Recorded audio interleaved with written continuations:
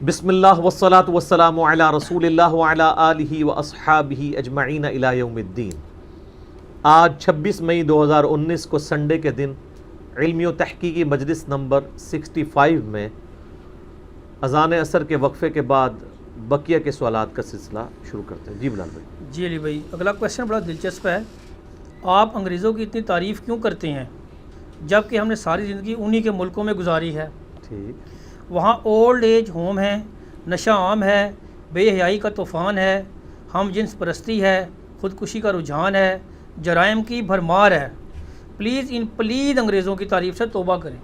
ٹھیک ہے جی، پہلے تو آپ نے یہ توبہ کر لی ہے جو آپ نے زندگی وہاں گزار دی ہے؟ تو ہم تو وہاں گئے بھی نہیں، دیکھ لیں، ہمارے پاس تو آپشن بھی بہت تھے جانے کے، ہم پھر بھی نہیں گئے، بلکہ ہمیں تو لوگ مفت کے ٹور لگوانے کے لیے بھی تیار ہیں، ہم تب بھی نہیں جاتے۔ ٹھیک ہے، تو آپ تو اپنے پیسے خرچ کے گئے ہیں اور کہہ رہے ہیں پوری زندگی وہاں گزاری ہے، تو آپ نے کیا توبہ کر لی؟ مجھے تو توبہ اس بات پہ کروائیں جب جتنے گناہ آپ نے گنوائے ہیں میں ان گناہوں کی بنیاد کے اوپر ان کی تعریف کر رہا ہوں۔ ان چیزوں کو تو چاہے وہاں پہ ہوں چاہے یہاں پہ ہوں، سب سے زیادہ میں کنڈیم کرتا ہوں۔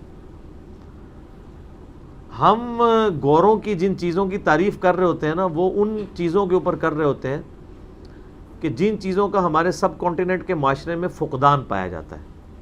مثال کے طور پہ آپ یورپ میں، امریکہ میں چلے جائیں، اس چیز کی کوئی پرواہ نہیں ہے کہ آپ کا مذہب کیا ہے، آپ کس رنگ اور نسل سے تعلق رکھتے ہیں، اگر آپ ٹیلنٹڈ ہیں، آپ محنتی ہیں تو آپ اوپر جائیں گے۔ کئی پاکستانی وہاں پہ ارب پتی نہیں ہے کیا، امریکہ میں، یورپ میں؟ اگر وہ مذہب کا فرق رکھ رہے ہوتے تو کبھی بھی مسلمان اوپر نہ جا رہے ہوتے۔ آپ جاپان میں چلے جائیں، ارب پتی ہیں مسلمان پاکستانی، ٹھیک ہے، یہاں کوئی سوچ بھی سکتا ہے اتنی ان کے پاس رقم ہے، تو وہاں پہ کم از کم ٹیلنٹ کی قدر تو ہے۔ دوسرا، وہاں پہ آپ کاروبار کرنا چاہیں تو آپ کو جگہ جگہ رشوتیں تو نہیں دینی پڑتی۔ یہاں تو سر یہ شناختی کارڈ کا معاملہ تو اب کچھ آسان ہوا ہے، ادروائز تو شناختی کارڈ اور ڈومیسائل کا تو شاید اب بھی اس طرح کا آسان نہ ہو، بنوانا پڑے تو ہر بندہ کہتا ہے یار کوئی واقف ہے ادھر، کوئی واقف ہے بندہ، اپنا جائز کام کروانے کے لیے آپ واقف ڈھونڈ رہے ہوتے ہیں۔ وہاں تو ایسا نہیں ہے، آپ نے اپنا بل ٹھیک کروانا ہو، جو آپ کے ساتھ زیادتی ہوئی ہے کہ آپ کا بل زیادہ آ گیا ہے، تو آپ دفتروں میں دھکے کھا رہے ہوتے ہیں، پھر کہتے ہیں کوئی واقف ہے کہ میں بل ٹھیک کروا لوں۔ بیسک ہیومن رائٹس ایک بندے کے جو ہیں وہ آپ کو یورپ اور امریکہ میں اویلیبل ہے۔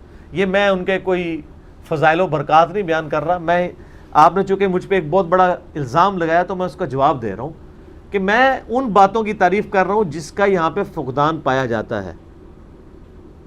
برائی تو برائی ہے، چاہے وہاں پہ بھی ہو چاہے یہاں پہ بھی ہو۔ ویسے وہاں سے رہنے والوں سے اگر آپ پوچھ لیں، یہاں پہ اگر کوئی بے پردہ عورت گھومتی ہے نا تو اس کو داڑھی والا، بغیر داڑھی والا، نماز والا، بغیر نماز والا، ٹوپی والا، بغیر ٹوپی والا، ماشاءاللہ گھر تک چھوڑ کے آتا ہے۔ ٹھیک بات۔ لیکن وہاں پہ عورتیں سکرٹ میں بھی پھر رہی ہیں نا، کوئی کسی شخص کو یوں نہیں، یہ بھی ہراسمنٹ میں آتا ہے، آپ کسی کو گور کے نہیں دیکھ سکتے۔ یہاں تو برقعے والی کو نہیں چھوڑتے لوگ، تو کم از کم بیسک ہیومن رائٹس تو ہے نا۔ باقی جتنی آپ فحاشی چیزیں عام کر رہے ہیں نا، ان سے اگر آپ بچنا چاہیں نا تو آپ وہاں بچ سکتے ہیں، آپ سے زبردستی کوئی یہ کام نہیں کروائے گا۔ اسی لیے کئی لوگ آپ نے دیکھا ہے کہ باہر کے ملک میں جا کے زیادہ پریکٹسنگ مسلمان بن گئے، کیونکہ باقی بےایمانیوں سے وہ بچ گئے، دو نمبریوں سے بچ گئے۔ تو ہمارے ملک میں دو نمبری داڑھی والا بھی دودھ میں پانی ملا رہا ہے، بغیر داڑھی والا بھی ملا رہا ہے، گندا فروٹ اچھا کہہ کے داڑھی والا بھی بیچ رہا ہے، بغیر داڑھی والا بھی بیچ رہا ہے، نمازی بھی بیچ رہا ہے، بغیر نماز والا بھی بیچ رہا ہے۔ جھوٹ نماز پڑھنے والا بھی بول رہا ہے، بغیر نماز پڑھنے والا بھی بول رہا ہے، تو سارے برابر ہی ہیں۔ ٹھیک ہے، بلکہ مجھے وہ ایک لطیفہ یاد آ گیا، عرض کر دوں، اس سے ویسے ریلیٹڈ ہی ہے۔ وہ اگلے دن کسی نے ایک لطیفہ شیئر کرایا ہوا تھا، مجھے وائف نے پڑھایا، اس کو کسی نے بھیجا تھا واٹس ایپ کے اوپر یا فیس بک پہ، میں تو یوز نہیں کرتا، میرے پاس تو سادہ سادہ موبائل ہے۔ تو وہ اکیلی بیٹھ کے بڑا ہنس رہی، میں نے کہا کیا؟ اس نے کہا یہ لطیفہ، میں نے کہا سناؤ۔ تو اس میں یہ تھا کہ ایک بندہ جو ہے نا وہ تلوار اٹھا کے نا، آج ویسے انڈیا کے اندر تلواریں عام ہیں، آپ دیکھیں وہاں پہ گاؤں میں جو ڈنڈوں اور تلواروں سے ابھی بھی لڑائی ہو رہی ہے. ظاہر غریب لوگ ہیں، روٹی نہیں پوری ہوتی تو اسلحہ کہاں سے؟ تو یہ تلوار نہ سمجھیے وہ پرانے زمانے کی بات ہے. ایک بندہ تلوار اٹھا کے مسجد میں آ جاتا ہے، مسجد میں ابھی تازہ نماز ختم ہوئی ہوتی ہے، تو وہ آ کے پوچھتا ہے بتائیں آپ میں سب سے نیک بندہ کون سا ہے؟ تو وہ سارے لوگ نا اشارہ کرتے ہیں ایک بابا جی کی طرف، کہتے ہیں یہ بابا جی ہیں، یہ سب سے نیک ہیں. تو وہ کہتا ہے جی چلو بابا جی میرے نال. وہ جاتا ہے باہر اور بابا جی کے سامنے ایک بکرے کو قربان کرتا ہے اس تلوار کے ذریعے، ٹھیک ہے، ان کے قدموں پہ، ان کو آنر دینے کے لیے. لیکن اندر والے یہ منظر نہیں دیکھ رہے. تھوڑی دیر بعد وہ اندر آتا ہے اور اس کے تلوار کے ساتھ خون بھی لگا ہوتا ہے، اور بابا جی بھی باہر ہی کھڑے ہیں. کہنا جی ہوں دسو اس تو بعد نے کون ہے؟ تو وہ سارے کہتے ہیں جی امام صاحب. تو امام صاحب کہتے ہیں نہیں میں تو چیک کرنا ایسا میری کیبل نہیں سی آ رہی کہ تہاڈی آ رہی ہے کہ نہیں. وہ جو نماز پڑھانے والے امام صاحب تھے وہ کہتے ہیں میں مسجد میں باقی نمازیوں سے یہ پوچھنے آیا تھا کہ آپ کے گھر کیبل آ رہی ہے کہ نہیں، میری چونکہ کیبل نہیں آ رہی تھی میں وہ پتہ کرنے آیا تھا، میں کوئی نیک نہیں. تو آپ کی نیکی کا معیار تو یہ ہے.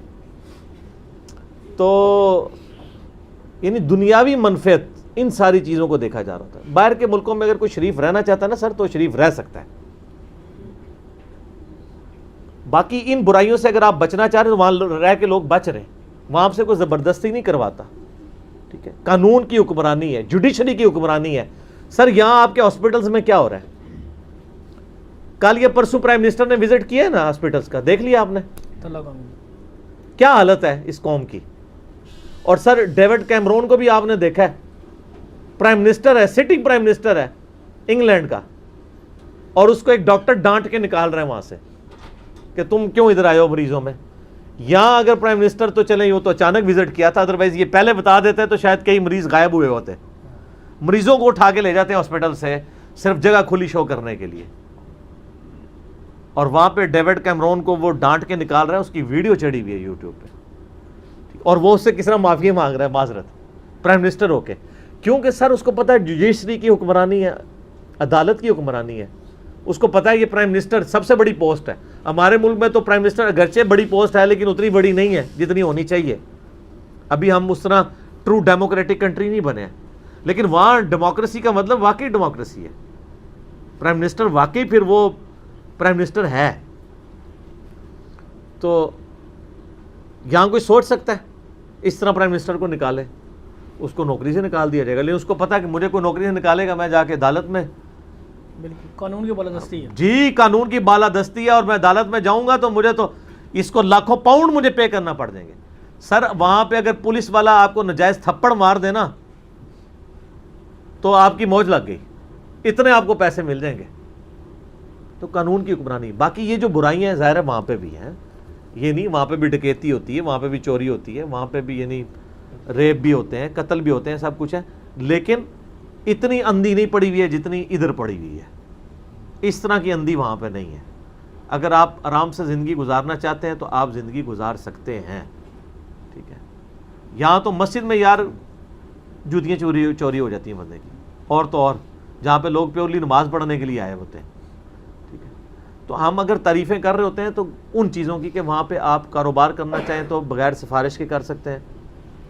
یہاں پہ تو ٹیکس والے پیچھا نہیں چھوڑتے ہیں، ٹھیک ہے نا. اور ٹیکس بھی وہ لیتے ہیں کہ ان سے جو غریب پہلے ٹیکس دے رہا ہوتا ہے، جو بڑے مگرمچھ ہیں ان کو ہاتھ ڈالنے کے لیے تیار نہیں ہوتا. تو یہاں پہ کوئی اس طرح کی قانون کی حکمرانی نہیں ہے. میں ان پوائنٹ آف ویو سے بات کر رہا ہوں. تو ورنہ واقعی اگر مذہب کے پوائنٹ آف ویو سے، دینداری کے اعتبار سے جو فیسلٹیز ہمیں سب کانٹیننٹ کے ملکوں میں حاصل ہیں، انڈیا، پاکستان، بنگلہ دیش میں، افغانستان میں، ظاہر ہے کہ وہ یورپ میں نہیں ہے. وہاں پہ بیچاروں کو جماعت کے ساتھ اکثر کو نماز پڑھنی نصیب نہیں ہوتی، اور اگر پڑھنی بھی پڑ جائے 20-20 30-30 کلومیٹر ڈرائیو کر کے جانا پڑتا ہے. تو ہم تو جناب ہر 20 قدم پہ ایک فرقے کی مسجد مل جاتی ہے. اور یہ مسجدیں بھی ویسے فرقہ واریت کی جو کچھ برکات ہیں نا اس کی یہ بھی ہیں کہ مسجدیں زیادہ بن گئی ہیں. ورنہ گاؤں میں ایک مسجد ہوتی نا تو وہ ایک بریلوی بنا لیتے ہیں, دیوبندی کہتے ہیں نہیں ہم بھی ایک بنائیں گے اپنی, کوئی 2-4 اہل حدیث آ جاتے ہیں وہ کہتے ہیں نہیں ساڈی بھی ایک ہونی چاہیے, اگر شیعہ ہوں تو اپنی لدا. تو زیادہ تر مسجدیں اس طرح بھی زیادہ بن گئی ہیں. تو یہاں مسجدیں تو بہت زیادہ ہیں, لیکن میں آپ کو ایک بات بتاؤں, ابھی بھی اگر سب لوگ نماز پڑھیں نا تو یہ مسجدیں ابھی بھی تھوڑی ہیں, یہ حقیقت بات ہے. آپ دیکھیں رمضان میں وقت پڑ جاتا ہے, وضو خانے پہ لانے لگی ہوئی ہیں, ٹوائلٹس پہ لانے لگی ہوئی ہیں, حالانکہ رمضان میں بھی اگر عام حالت میں 0.001% لوگ نماز پڑھ رہے تھے, رمضان میں 2 یا 4% پڑھنا شروع ہوتے ہیں, 50% بھی نہیں پڑھ رہے ہوتے. ہاں انڈونیشیا ملیشیا میں 85% زیادہ لوگ نماز پڑھتے ہیں. وہاں تو چونکہ ان کو پتہ ہے کہ نماز کے بغیر بندہ مسلمان نہیں رہ سکتا. صحیح مسلم میں حدیث ہے 246 کہ بندے کے کفر اور ایمان کے درمیان فرق نماز ہے. پاکستان کے شناختی کارڈ میں تو آپ نماز اور جمعہ پڑھے بغیر بھی مسلمان ہی ہیں. پچھلے دنوں میں نے اخبار میں پڑھا, دنوں کیا اب تو یہ 2-2.5 سال پرانی بات ہے, کہ انڈونیشیا میں ظہر کی نماز کے اوقات میں ٹریفک جام ہو جاتی تھی. تو انہوں نے انالیسس کیا کہ یہ مسئلہ کیا ہے, تو پتہ چلا کہ لوگ نماز پڑھنے کے لیے نکلتے ہیں آفیسز سے, ٹریفک جام ہو جاتی ہے, تو نماز پڑھنے کے لیے مسجدوں میں سر انہوں نے موبائل مسجدیں انٹروڈیوس کرا دی ہیں وہاں پہ. بالکل جی موبائل مسجدیں, بڑے بڑے ٹریلے وہ باقاعدہ گراؤنڈ ایریاز میں لا کے پارک کرتے ہیں, وہاں پہ اذان ہوتی ہے, لوگ اپنے آفیسز سے نکل کے بجائے کہ گاڑی ڈرائیو کر کے مسجد ہی اٹھا کے وہاں لے آتے ہیں, وہ کہ لے سر مسجد حاضر ہے آئے نماز پڑھیں. وہاں تو کسی کے دماغ میں نہیں آیا یار خیر ہے گھر بھی ہو جاتی ہے پڑھ لو, مسجد کا اہتمام کیا. تو میں یعنی جو پازیٹیو چیزیں ہیں ان کی تعریف کرتا ہوں. ان نیگیٹو چیزیں جن کو آپ نے ہائی لائٹ کیا ہے اس سے ان کی پازیٹیو ختم نہیں ہوں گی, اور ہمارے معاشرے کی جو پازیٹیو چیزیں ہیں ان سے نیگیٹو معاملات دھلیں گے نہیں, یہ ذہن میں رکھیے گا. اوورآل ایک عام انسان وہاں پہ زیادہ خوش ہے یہاں کی نسبت, یہ حقیقت بات ہے کہ یہاں پہ نہ انصاف ہے, نہ اس طریقے سے قانون کی حکمرانی ہے, نہ بیسک ہیومن رائٹس ہیں, نہ آپ کو ایک میڈیکل کیس کسی گھر میں ہو جائے لوگوں کی پورے مکان بک جاتے ہیں. وہاں اگر وہ ٹیکس آپ سے 40% لے رہے ہیں نا تو وہ حکومت وقت کی ذمہ داری ہے آپ کا علاج کروانا بھی. اگر آپ کو میڈیکل مل جائے ٹیکس کے عوض تو کوئی اور چیز تو آپ کو پیچھے نہیں لے کے جا سکتی. زیادہ تر بیماری کے خرچے ہوتے ہیں نا, اور بڑھاپے میں سب کے ساتھ معاملات ہیں. کسی کا بائی پاس ہو رہا ہے, ٹھیک ہے جی, بائی پاس کے اوپر پاکستان میں تو 4-5 لاکھ روپے لگ جاتا ہے. ایک غریب آدمی کہاں سے کرے؟ غریبوں کے لیے گرچہ ہاسپٹلز موجود ہیں لیکن وہ آپ کو کیو میں لگا دیتے ہیں, 3 مہینے کے بعد ڈیٹس آتی ہیں, 4 مہینے کے بعد اس وقت تک بندہ بھی ایکسپائر ہو جائے. پھر لوگ مجبوراً پھر کیا کرتے ہیں, ادھار پکڑ کے تو وہ کرواتے ہیں علاج, خود ہی کروا لیتے ہیں. ٹھیک ہو گیا.